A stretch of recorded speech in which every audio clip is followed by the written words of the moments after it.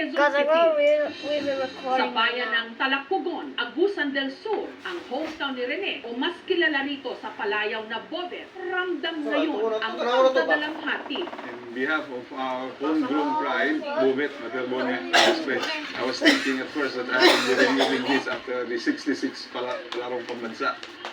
But now he's gone. We owe it all to him. This might as well stay here as long as it takes. Napakabait sobra. Kaya nga, sobrang masakit sa amin. Iningatan namin lahat mula sa hindi pa siya kilala, tapos isang iglap mawawala ng lahat. Parang nakakapanghinayang naman. Eh, mag-download ikaw sa Yung cellphone batang ng isang Google Meet. nasa province o kinabukid lang is makapaglaro na sa mga UEP games, mas gagalingan ko pa lalo at handa ako matuto pa. Sa bahay na ito, sa barangay San Nicolas, namulat sa payak na buhay si Rene. Magpahanggang ngayon, hindi pa rin tanggap ng kanyang lolo Renato at lola Marilyn ang napakaaga niyang pagpanaw. Ang dami ko nung sa gabi at sa gabi, talagang basang-basa dahil sa luha. Talagang sayang si Rene. Sayang na sayang talaga. Bubit. Bit. Bakit mo kami iniwan, Bit? Love ikaw ni Mom. Love ikaw na mo, Bit.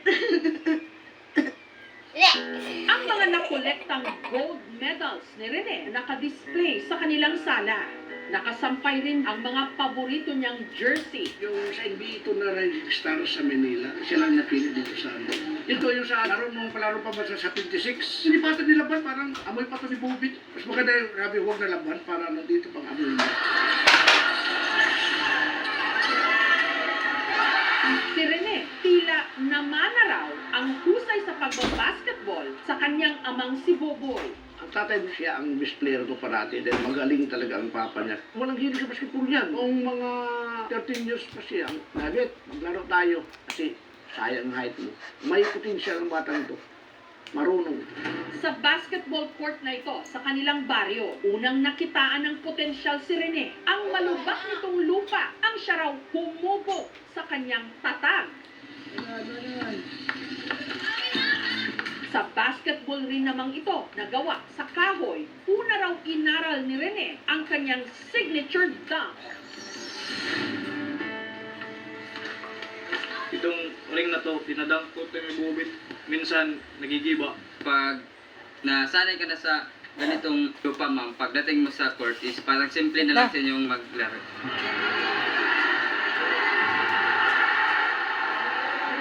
Hanggang sa sumabak na raw siya sa mga paligat sa kanilang bayan. Kahit saan, pupunta kami. Ano kami sa sasakyan, kahit magastos. Pag takaw kasi nabulan na kasi sa mga tao, tatayo, palakpak, sigaw. Kaya labis-labis daw ang saya ni Lolo Renato nang nalamang sasabak sa UAAP ang kanyang apo.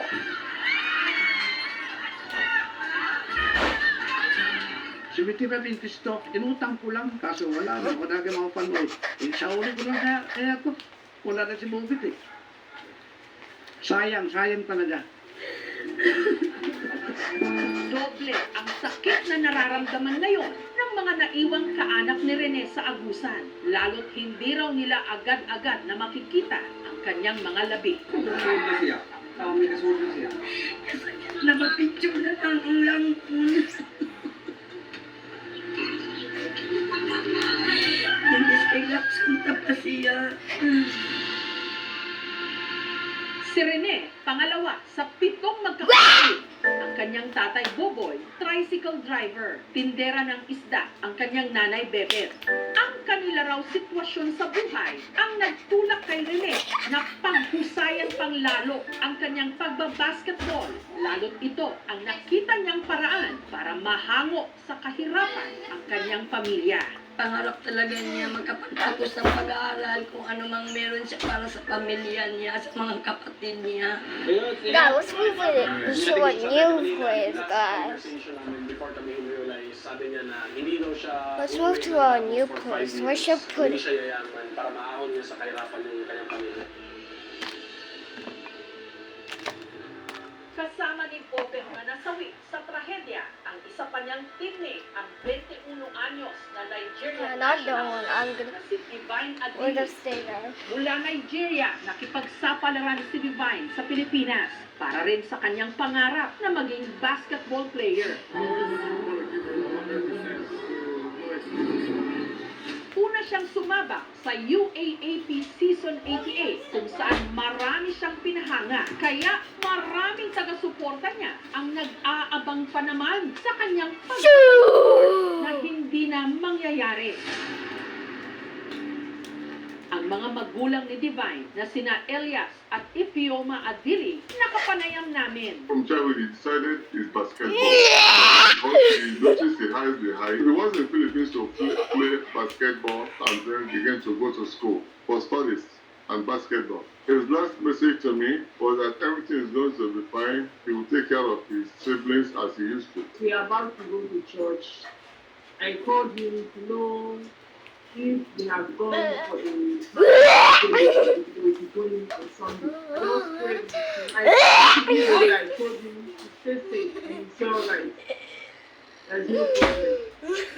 Ask of the thing and I told him that Piling ng pamilya ni Divine na ma-autopsy ang kanyang mga labi. First of all, we saw the something on internet. That's how we got to know that. We are not happy with that because there's somebody's son, some people, there's somebody's child, and we ought to be informed of anything before it goes out to the media. Yes, I can only have a call about the incident, but after I'm aware of it. Nakikipag-ugnayan na raw ang embahada ng Nigeria sa pamunuan ng Ateneo at sa mga otoridad. I do not even believe that I was that person. Ay, There are saka kami, things sir, you kung want may to kamag-helmet na nito. that there is nothing left for me to. May mga nauna na raw kasing espekulasyon na hindi lang ordinaryong team building ang nangyari sa Aurora. Kasi akala ko training lang na nga. Hindi, military training. Ano ba yun? Grabe siya magpa-training. Ang pinagpugatan nito ang naungkat na podcast interview ng dating miyembro ng Ateneo Men's Basketball Team kung saan inilahad niya ang pinagdaanan niya sa isa raw intense training. Para siyang bootcamp talaga, walang basketballers na mayroong siren at 4 a.m. Kasi kailangan nyo talaga gumising. Punta kayo sa beaches, parang pupush-upin kayo. Para talaga pang sundalo.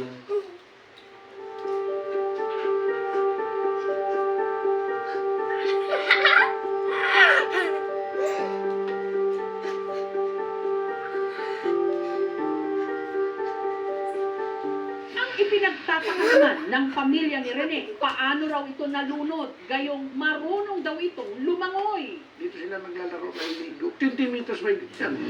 Laking pagtataka rin nila kung bakit patuloy pa rin di umano ang tinatawag na bootcamp, gayong may mga puntikan na pala noong maaksidente. Through the years, parang ini-improve daw nila na parang mas safe kahit since 2017 until now. Every year doon nila ginagawa pero first time daw to na may mga namatay. The most faithful barometer of telling us kung ano talagang nangyari are the 16 or 17 people that were there, the players and the coaching staff. And unless and until they actually speak on a sworn statement signed by them in the presence of a lawyer, we will never really know what's accurate. That's the only way we can get to the bottom of the truth. Nitong Miyerkules, matapos ang closed-door meeting ng pamilya at pamunuan ng Ateneo University Athletics Office, humarap sa media ang pamilya Baterbonia. Nag-usap kami kanina and then may mga sinabi sila na ganyan yung nangyari. Sinabi ko na may kulang sa explanation nila. So 40 daw yun nangyari. Naahon daw yung anak ko 30 minutes. Nabalitaan nila ako is 1 hour pa. Sabi lang sa akin na si Rene na